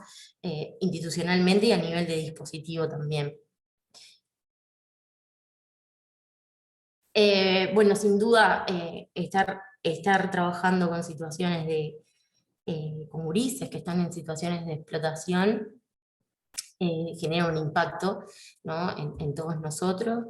Los que cuidamos también necesitamos ser cuidados, también necesitamos ser sostenidos. Para eso es fundamental el otro, el equipo, el compañero, el que acompaña a pensar, sin duda. Otro tipo de cuidados que van más a nivel personal, pero bueno, el cuidado con la estrategia. Muchas veces también estar frente al dolor del otro también nos provoca dolor, nos provoca angustia, nos provoca frustración. Acercarnos también a esas sensaciones y tomarlas forma parte de trabajar en esta temática. Muchas veces la dificultad es como para comprender frente a qué situaciones estamos, o para dimensionar la problemática, hace que genere un impacto en el tipo de respuestas que damos, ¿no? Una respuesta tardía va a tener un impacto directamente en la vida de ese niño, niña y adolescente. La próxima. Bien, y bueno, a grandes rasgos la estrategia de intervención debe contemplar las siguientes áreas, ¿no? Una es la protección, de la que hablábamos hoy, buscar el amparo y las estrategias de protección de tiempo parcial, trabajar con referentes afectivos de los gurises, la restitución de los derechos, ¿no? La salud, educación, vivienda, como bien traía Andrea hoy, ¿no? Trabajar desde el paradigma del derecho también es trabajar desde la dignidad, ¿no? El desarrollo personal, la atención integral en la salud, la reparación del daño, promover espacios socioeducativos y de recreación, la resignificación del cuerpo y de las vivencias de sexualidad. Los vínculos, el trabajo con referentes afectivos, la resignificación de relaciones generacionales y de género, el cuidado, y bueno, y la parte judicial, ¿no? La denuncia judicial es fundamental, forma parte de la estrategia de intervención. Eso no quiere decir que debemos empezar por ella o no, quiere decir que, bueno, que vamos a pensar en función de la situación que tengamos. Es importante cuando vamos a realizar una denuncia judicial reunir información para poder presentar esa denuncia, realizar articulaciones con los distintos actores, ya sea el juez, la fiscal o cualquier auxiliar, y ¿por qué? Para proteger y para no revictimizar. Un poco también, cuando nosotros buscamos la protección de los gurises, una respuesta judicial frente a la protección, lo que hacemos es informar al fuero familia. Cuando buscamos una tipificación del delito, lo que hacemos es direccionar la denuncia a lo que tiene que ver con lo penal o con la fiscalía. Sí, en realidad también ahí, para agregar a lo que decía Mau, distinguir qué es lo que vamos a informar en cada órbita, nos ordena un poco como equipo, quizás aclarar que cuando vamos a presentar una denuncia que tiene que ver más con como la parte, como traía Mau, de la tipificación del delito, lo que vamos a hacer es dar datos concretos de los explotadores, los abusadores, en dónde vive, en dónde lo vieron, chapa de un auto si hay, todos los datos que tengamos acerca de los explotadores, no así de las gurisas. Cuando informamos a familias, sí, vamos a ahondar en lo que tiene que ver con la vulneración de los derechos de esos chiquilines. Está bueno hacer como esta distinción, porque muchas veces también terminamos haciendo una denuncia en el foro penal y revictimizando a las niñas, los niños y adolescentes.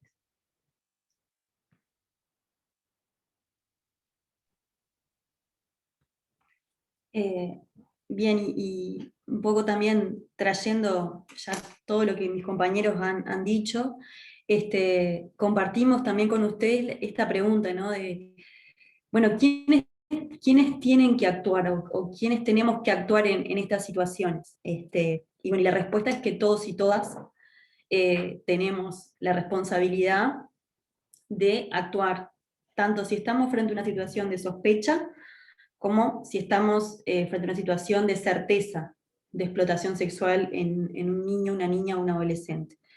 Y esa actuación tiene que ir en pos de la protección de estos gurises, ¿no? Y también Mauricia se detenía en que también es nuestra responsabilidad que los derechos que están siendo vulnerados se empiecen a reconocer como tales, y los adultos tenemos esa responsabilidad. Bueno, ¿de qué manera tenemos que actuar? Y ahí es bueno, que varía en función de nuestro lugar en la sociedad o en la comunidad. Entonces, tal vez retomo un poco lo que traían, de esto de no estar solo, o de no trabajar solo, y de compartir con un otro la preocupación o la sospecha, para buscar o intentar dar respuesta a este tipo de situaciones.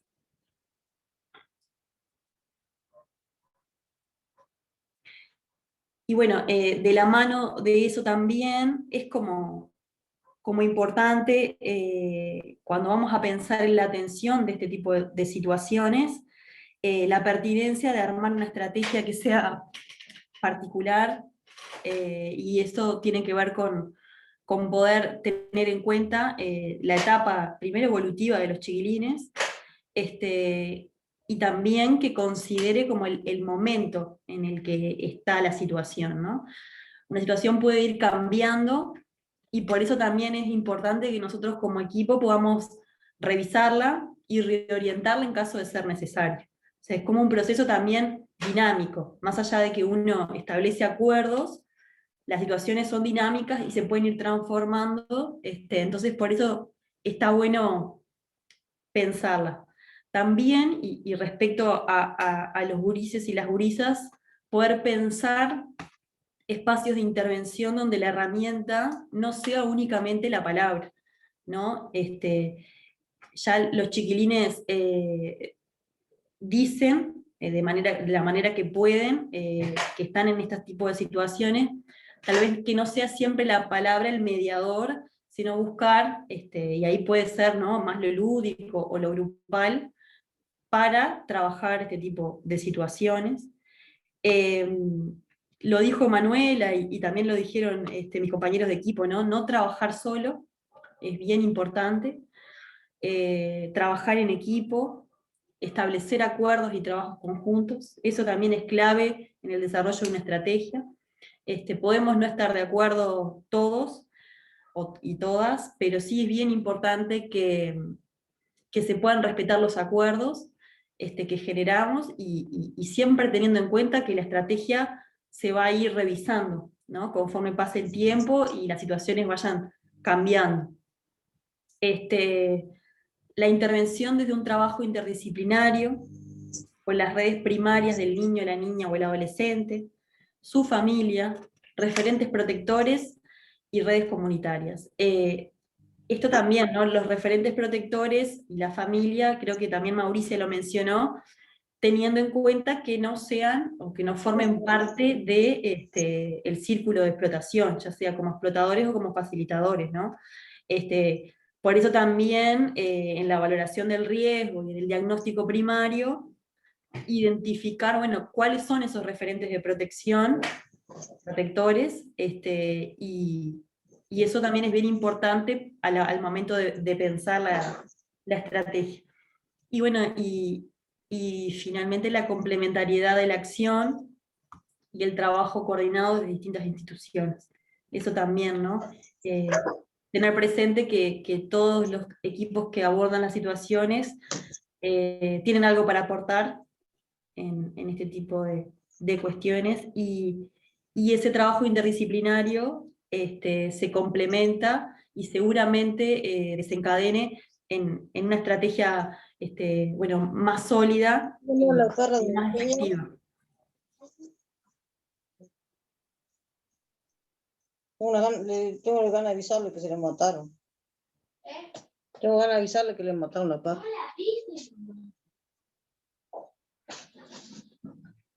Yo le aviso. María Antonia, por favor, apagar el micrófono. No siempre podemos hacerlo desde el hospedador. Les pedimos, por favor, que presten atención a eso.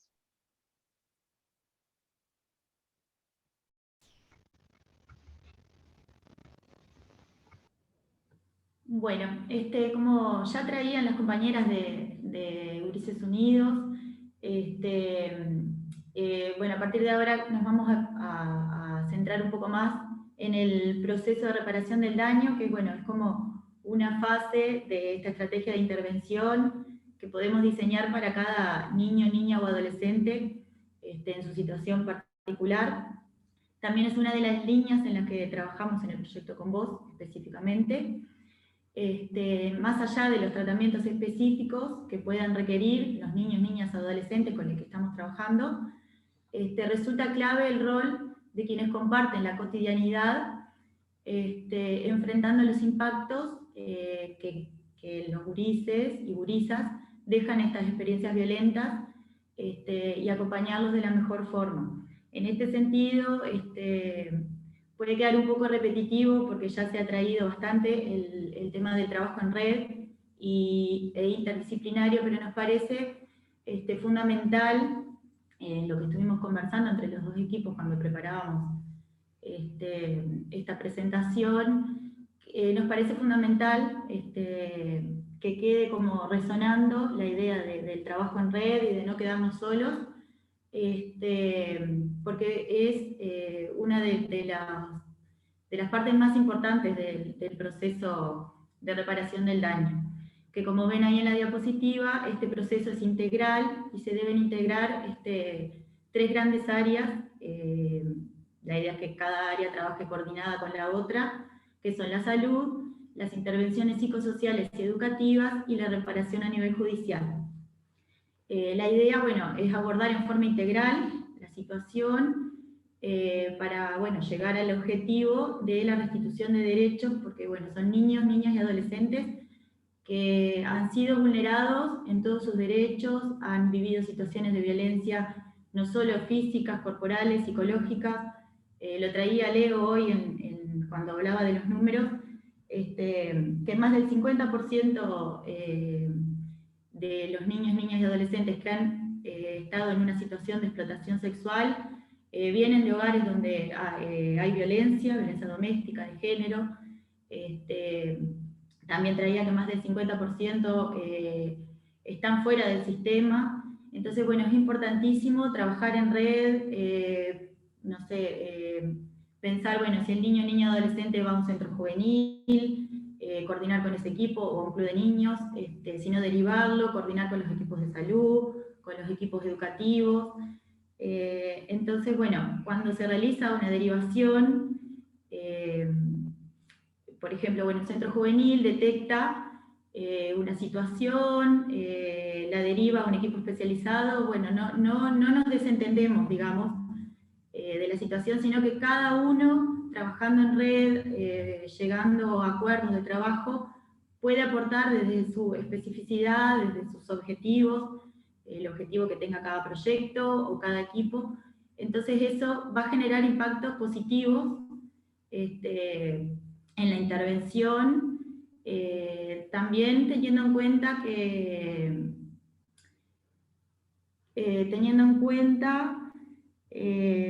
que estos gurises, bueno, han sido expulsados de muchos sistemas, también teniendo en cuenta su opinión, sus intereses, para que sea realmente una intervención positiva.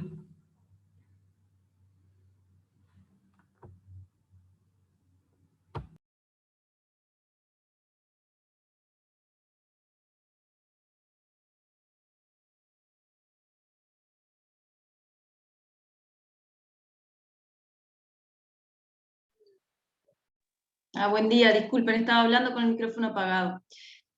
A riesgo de ser repetitiva, como decía María Jesús recién, nos pareció importante desde el proyecto Con Vos poder profundizar un poquito en lo que es el concepto de reparación del daño, porque existen algunos mitos, algunas fantasías, ¿no? Entonces, entender, bajar a tierra qué es reparar el daño. Reparar el daño en última instancia es, entre todos, poder restituir a estos gurises, a estas gurisas, de los derechos a los que se han, de los que se han visto privados, ¿no?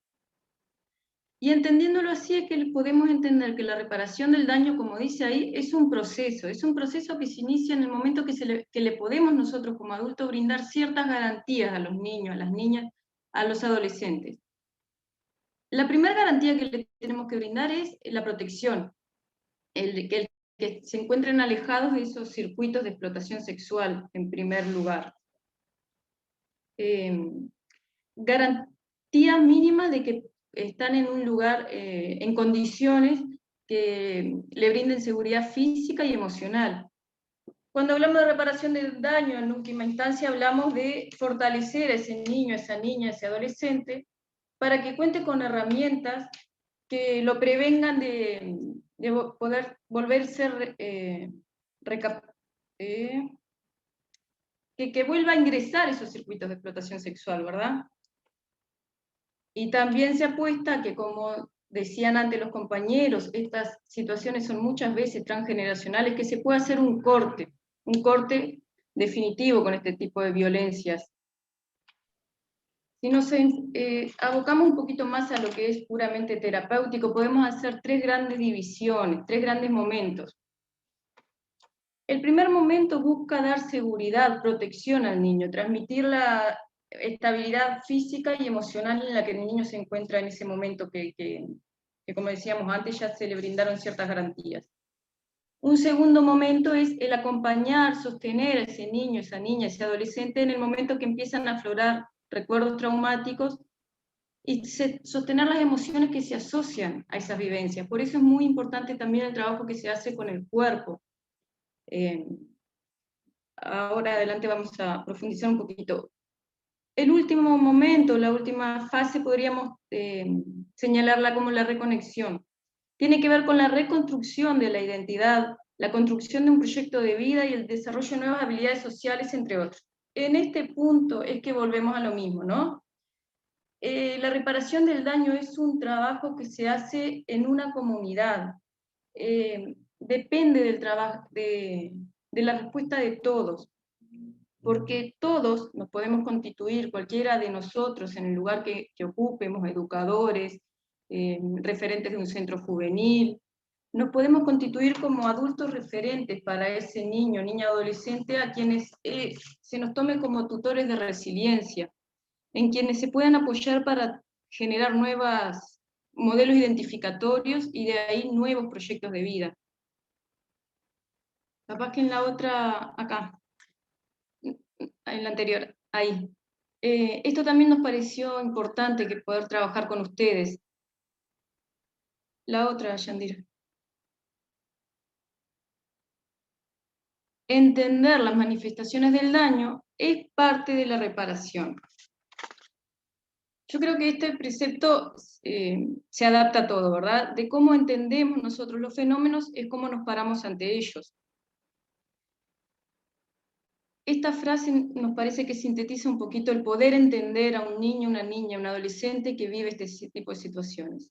Los individuos que han sufrido abuso o maltrato sexual de cualquier tipo llevan las cicatrices de esa experiencia durante toda su vida. El individuo queda con una profunda sensación de vacío interior y confusión. El poder entender esto, que el niño, la niña, el adolescente que ha sido explotado sexualmente, ha sido ubicado, ha quedado expuesto a la mirada del otro como en un lugar de cosa, su cuerpo ha sido visto como cosa. Eso hace que experimente una conciencia disminuida del control de su propio cuerpo. Entender que es un nivel profundo, donde su cuerpo no, entender que a un nivel profundo él siente que su cuerpo ya no le pertenece. Entender que estos niños han sido vulnerados porque han atacado lo más profundo de su ser. Eso creo que ahí es como el poder empatizar con algo de esto, es lo que nos hace a nosotros que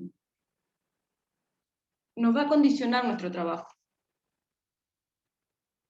Siguiendo a Baita, En la práctica es usual encontrar que los impactos en el comportamiento de niños, niñas y adolescentes son mal interpretados o al menos no comprendidos en toda su dimensión, asignándoles un sentido restrictivo como problema disciplinario, adaptativo de aprendizaje, desinterés, independiente de las experiencias vividas. ¿Qué nos está diciendo Baita? O sea, el riesgo que podemos encontrar es que interpretamos síntomas y no, sin historizarlos, sin darnos cuenta que esa presentación del chiquilín, de la chiquilina, responde a una historia de vida. Muchas veces se busca la explicación a través de la enfermedad, de la patologización, el niño, la niña, el adolescente, lo tildamos o lo ubicamos como desde el lugar de, bueno, tiene una patología, está enfermo, ¿no? Y eso automáticamente lo que hace es depositar la responsabilidad, la culpa en el niño nuevamente y sacamos el foco de donde, como decía Leo, creo que decía hoy, bueno, acá los responsables son los adultos que explotan a estos niños. Generamos así un daño mayor, porque colocamos la culpa y la responsabilidad en el niño, la niña o la adolescente. El desafío está en poder ver que esas conductas que son manifestaciones del daño, la presentación que nosotros podemos ver tal vez muchas veces, algunas de las compañeras ya las nombraron también, ¿verdad? En los centros educativos, en los ámbitos escolares, sociales, lo que se ve son adolescentes con conductas desafiantes, comportamientos sexualizados hacia pares y adultos, conductas autodestructivas, heteroagresividad, gurisas que presentan ideas de autoeliminación, etcétera, ¿no? Poder entender que todas estas son manifestaciones del daño, que lo que subyace bajo esa presentación es miedo, inseguridad, baja autoestima, angustia. En definitiva, lo que subyace es la vivencia profunda de soledad, de desamparo e inseguridad que tienen estos gurises. Nosotros nuevamente subrayamos, creemos que el gran desafío es poder entender esto, ¿no? Todos somos parte de la reparación del daño. Es el acompañar a los niños, a las niñas, a los adolescentes desde un lugar respetuoso, respetando su dolor, entendiendo su historia, empatizar con ese sufrimiento. Siguiendo Baita nuevamente, dice, el impacto emocional y la angustia que despierta en los adultos puede oficiar como barrera para la reparación.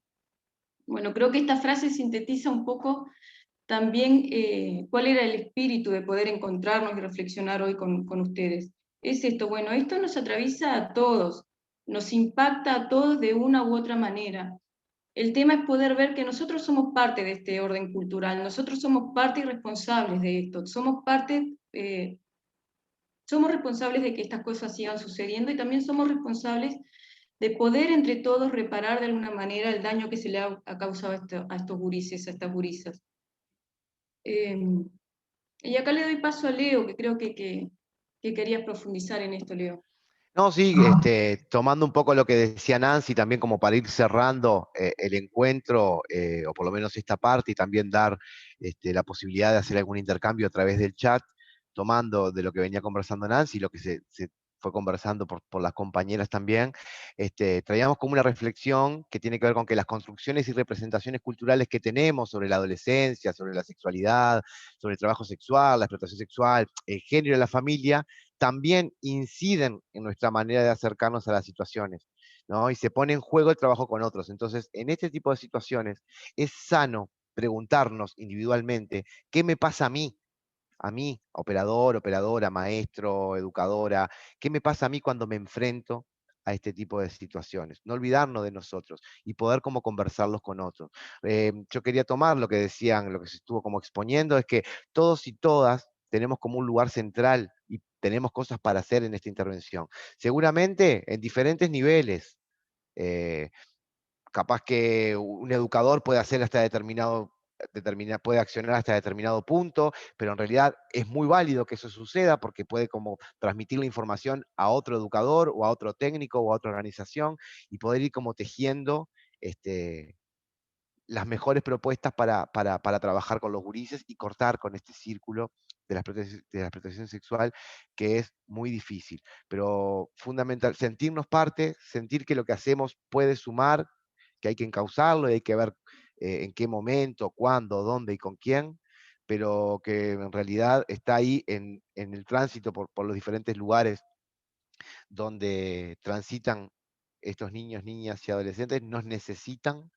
Y también está bueno que nos revisemos, porque nosotros también estamos transversalizados por nuestra cultura, por nuestra vida, por las cosas que nos han pasado, porque somos parte de un ordenamiento social injusto, que es heteronormativo, que es patriarcal y que es adultocéntrico, y por lo tanto, cuando vamos a trabajar con los gurises y las gurisas en cualquier temática, pero específicamente la de violencia sexual, tenemos que revisarnos y poder compartir también qué me pasa. Bueno, si a mí me tranca, me angustia, no puedo avanzar en esta situación, poder reconocerlo, pero también tener la capacidad de poder derivar esa situación. No puede quedar ahí, porque si no, estamos poniendo en riesgo a esos niños, esas niñas, adolescentes. Tal vez yo no pueda, tal vez yo no me animo, tal vez a mí me angustie, pero yo tengo que decir, bueno, hay un comité de recepción local en Melo, bueno, lo traslado ahí, o a la dirección, o si tengo un equipo coordinador, o si tengo una institución cercana con la que puedo coordinar, al médico, quien sea,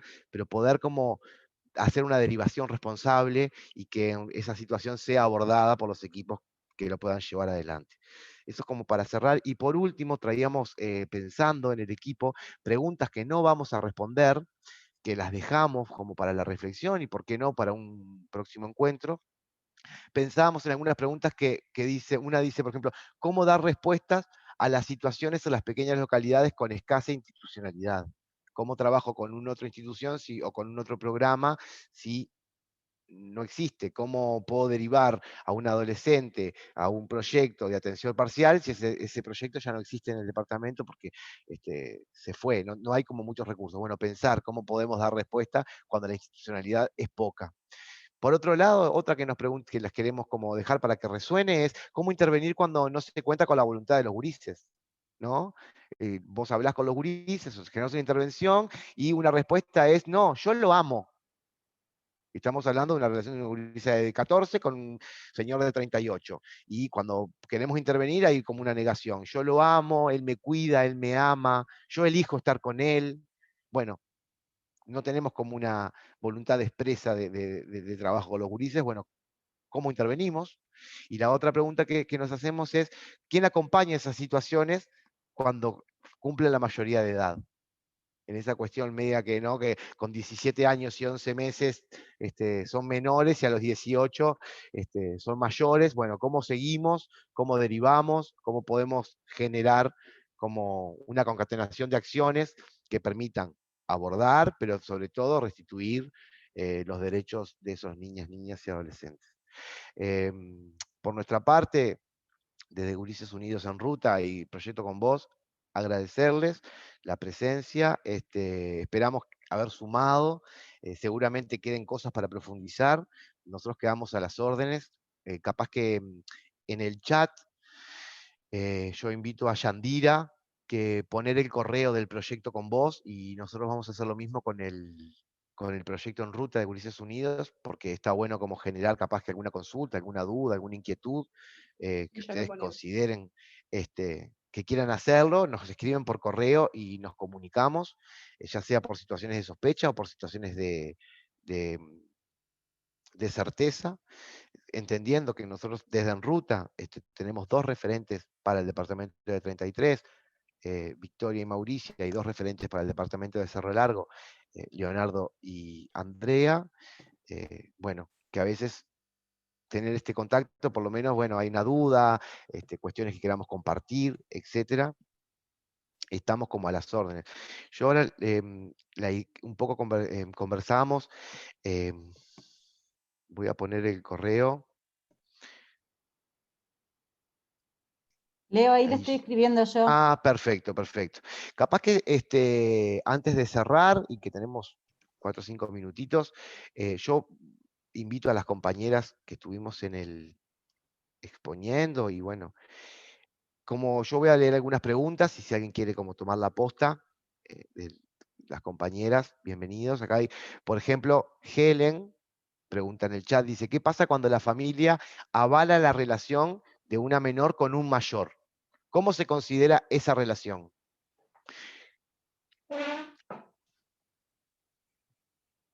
Y acá, ay, se me fue el chat. Bueno, voy con esa pregunta. No sé si alguna compañera quiere tomar la posta.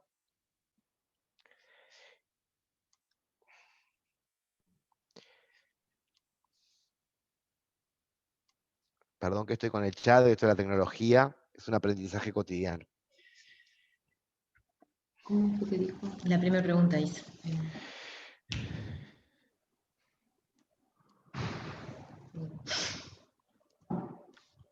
Abrimos. Voy.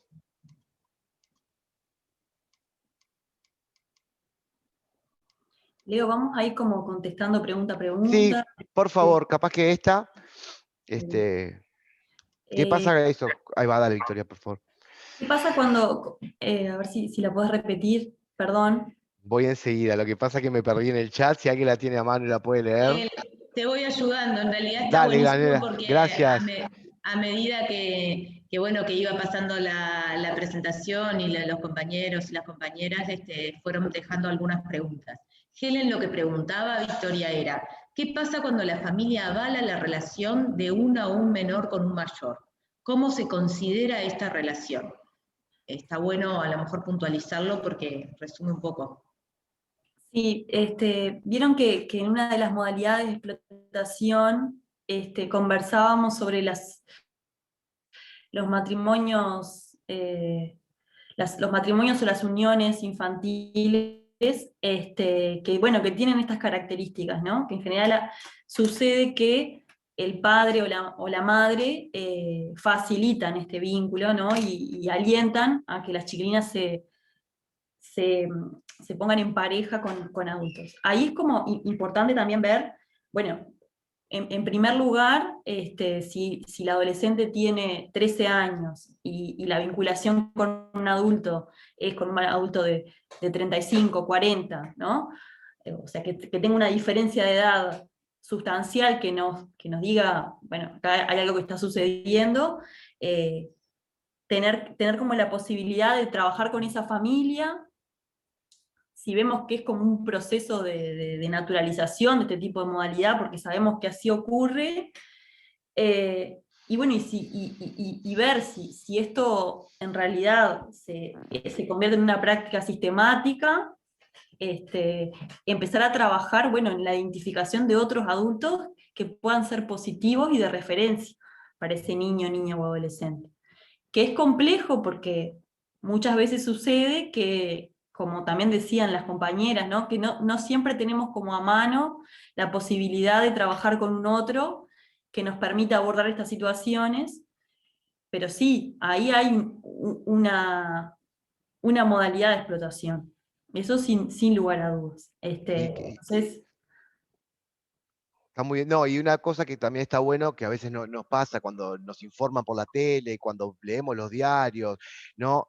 Si consideramos que hay un adulto referente, en este caso la mamá, que puede estar avalando o facilitando, y que tendremos que pensar una estrategia para eso no le saca culpa al explotador. Porque a veces parece que en el discurso estamos diciendo, bueno, pero la mamá está de acuerdo. Y ¿eso qué hace? ¿Lo libera el explotador? No, el explotador sigue teniendo la misma responsabilidad y actuaremos en consecuencia con eso. Y tal vez, si visualizamos que su madre, su referente protector, está facilitando o promoviendo, realizaremos entonces una estrategia para ahí también, en realidad pensando en el niño, niña o el adolescente. sí, Digo, porque a veces... No, perdón, cuando escuchamos esas noticias es como, ¿no? En vez escuchamos y siempre tenemos datos de la familia y de los niños y de los adolescentes. Madre, no sé cuánto, en plaza de 33, que iba a la escuela 45, de los gurises y de su familia sabemos todo. De los explotadores nunca dan ningún dato. Es como que, ¿qué queremos cubrir? No, en todo caso es empresario que se llama fulano, que tiene tal edad, que explota gurises, pero no se transmite así.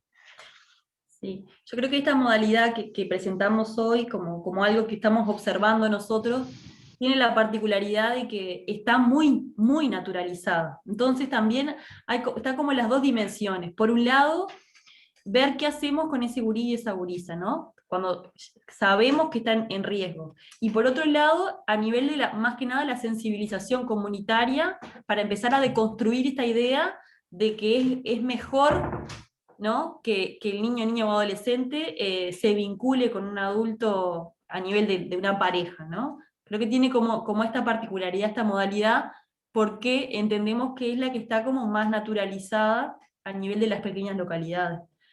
Pero creo que tienen como esas dos dimensiones para pensar una respuesta. Había otra pregunta, capaz que le damos un par de preguntitas más cortitas. Había una, no sé, Manuela, que estaba por abajo de esa. En realidad después hay algunos aportes y comentarios que hizo Geraldí Olivera, planteando Sí. que bueno, que esto también era, después tenemos también de Geraldí algunos aportes y reflexiones, de Carolina, planteando la importancia de las trayectorias educativas como una forma de protección y la importancia de incluir la perspectiva de género en el trabajo. Y después tengo a Mariela Borche que pregunta, en esto de buscar el adulto referente que pueda acompañar o ayudar, pero bueno, creo que eso lo contestaron justo en el momento que ella lo va preguntando. Sí. ¿Sigo? Dale. Dice, si la situación de explotación está dentro de la familia y el niño, niña y adolescente no tiene un referente positivo para trabajar, una atención reparadora, o tampoco tiene a alguien cercano para trabajar, ¿hacia quién se dirige para ayudar a este niño, niña y adolescente? Eso pregunta Fanny Sarasúa. Hoy un poco lo traía Mauricia, Sí, no sé si eso. Sí, a eso iba. En realidad, sí, son situaciones que nos encontramos desgraciadamente con mucha frecuencia. No tanto de visualizar al explotador intrafamiliar, sino sí la figura del explotador, pero más como facilitador, ¿no? No sé, capaz que me explico un poco más, pero sí la madre o el padre como facilitadora, explotando a ese niño, niña, adolescente con otro adulto, que ahí sí se configura como el explotador. En general son cuestiones que suceden con frecuencia, como decía hoy, y ahí lo que buscamos, sin duda, está como el sondeo por las redes primarias, ¿no? Apuntar al fortalecimiento, y cuando no hay, lo que tenemos que buscar es el resguardo de la institucionalidad, ¿no? O sea, claramente que, bueno, desde una perspectiva de derecho y desde el derecho también a vivir en familia, que es un derecho fundamental para los gurises, siempre se busca, bueno, ver. En general también, cuando hablamos de situaciones de explotación, vemos que hay otras vulneraciones previas, en general con la población que nosotros trabajamos, que es una población determinada, porque nosotros como Estado, como dispositivo, llegamos a una determinadas personas, a un determinado tipo de niños, niñas y adolescentes. Es tremendo, pero es real. También claramente que la explotación se da en otros sectores y de otras formas, pero donde nosotros llegamos y donde trabajamos es con determinados gurises, con determinados tipos de familia, que es donde estamos acostumbrados en general a ver y a trabajar y a poner el cuerpo. Sin duda se tiene que apuntar al fortalecimiento, pero cuando no hay. Muchas veces también nos encontramos como equipo insistiendo, ¿no? O bueno, buscando incansablemente de qué forma, y bueno, forma parte de una estrategia que apunte a generar un impacto positivo en los gurises, poder decir, bueno, no está. La red primaria es casi imposible de fortalecer. Y bueno, y ahí la matriz de protección, lo que tiene que ver con, en este caso, para una protección de tiempo total, el amparo de INAU es una de las estrategias que apelamos o que recurrimos con frecuencia, ¿no? Y bueno, después de ahí trabajar el fortalecimiento del gurí, la atención, la reparación, como decíamos hoy. Pero bueno, también poder empezar a mirar sinceramente cuando pasan estas cosas, porque también a veces terminamos vulnerando mucho más los gurises, no digo ni una cosa ni la otra, pero sí generar el pienso, generar la instancia, compartirlo con otro, discutirlo. A veces terminamos revictimizando cuando lo dejamos en contexto, cuando no cortamos el circuito, y bueno, y a veces por no también como equipo realmente hacer una búsqueda más exhaustiva de las redes primarias, ver, bueno, si hay algún otro, si hay un tío, si hay una abuela, si hay alguien más, también terminamos vulnerando, ¿no? Porque para los gurises también el ingreso 24 horas es complejo. Si bien nosotros como equipo lo tomamos como una medida de protección, no quiere decir que emocionalmente genera un impacto. Así que bueno, no sé si respondí Sí, está muy bien, Mau. en Muy la bien. medida, una pregunta muy compleja y un desafío también que para nosotros que trabajamos con esta temática es un desafío realmente.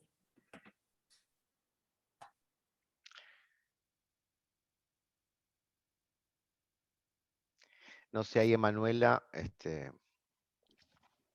no sigo. queremos Sí. pasarnos mucho de tiempo, porque para ser respetuosos también, pero Bueno, en realidad aparecen algunas reflexiones sobre la complejidad del tema, sobre el peligro que son las redes sociales, pero bueno, esto puede ser tomado para después poder pensar como algún otro espacio de profundización. Aparece una pregunta acá en esto ahora, en esto de si hay una relación de noviazgo entre una persona de 38, 39 años y una niña, niño o adolescente, si estaría dentro del marco de una situación de explotación sexual, dentro de una de las modalidades. Que bueno, creo que no sé si quieren decir algo breve en relación a eso para no dejar de contestar nada puntual. Sí, en realidad ahí principalmente aclarar que no podemos hablar, no hablamos de relación de noviazgo. O sea, como traíamos hoy al principio, en ese tipo de relación ya de por sí es una relación abusiva por la diferencia de edad. Después hay que ver si es abuso o explotación. Ya si hay una diferencia de edad entre una niña y un adulto, así seguramente sea una situación de explotación, porque como hablábamos, y lo traía Leo al principio, en esto del intercambio a veces no es tan visible, es, bueno, te llevo, te paso a buscar, te llevo a comer a un restaurante que quizás nunca podrías acceder o te es difícil acceder. Desde ese lugar también se configuran las situaciones de explotación sexual. También como traían, son situaciones como muy complejas y hay que ver el caso a caso, pero sin duda es en principio un abuso sexual, y explotación depende de la particularidad del caso. No sé si contesté la... sí, bárbaro. Sí, buenísimo. ¿Algo más, Leo? No, capaz que como la invitación, como, bueno, a estar en contacto, a evacuar dudas y sobre todo a preguntarnos, a hacernos la pregunta, a no caer en la naturalización, que hay alertas, que hay cosas que nos tienen que llamar la atención. Si hay una gurisa que tiene 14 años y llega embarazada al sistema de salud, todo bien, con que, ay, qué lindo tu bebé, qué bueno que estás embarazada, pero algo nos tiene que mover. Si vemos a un adulto de 40 años, digo, por cualquier edad, con un de novio, entre comillas, como lo explicábamos hoy, con una gurisa de 14, nos tiene que llamar la atención. Tenemos que empezar a preguntarnos, a compartirlos con el equipo. Porque si no es, bueno, acá siempre pasó, obvio, pero siempre pasa, es común, ahí toda la familia siempre se vinculó con gente adulta. Nos tiene que llamar, hay cosas que nos tienen que llamar la atención. Y si solamente me llaman la atención, ya es válido para empezar a compartir, a tejer y a buscar estrategias. El problema es cuando no me llama la atención. Entonces las cosas van sucediendo en los territorios, a veces con menos institucionalidad, las cosas van sucediendo, los gurises siguen en esos circuitos de violencia y no hay miradas críticas, responsables, no estoy diciendo que sean irresponsables, digo, miradas como finas en esta temática, ¿no? Porque es tan natural, es tan común que a nadie le llama la atención. Entonces, como eso, poder como cuestionarnos y preguntarnos cosas. Eso, como para... Y también capaz que así cortito, tomarnos el tiempo también para pensar en la estrategia, no salir como locos ni disparados a denunciar, ¿no? Sino sentarnos, pensar con quién más trabajar y diseñar una estrategia que en el proceso nos puede dar muchas frustraciones, podemos en algún momento, bueno, que esa estrategia no funcione y volver a repensarla, pero bueno, eso creo que es lo rico de estos espacios también y de cuando vamos a intervenir, trabajar con otros. Nada más, muchas gracias.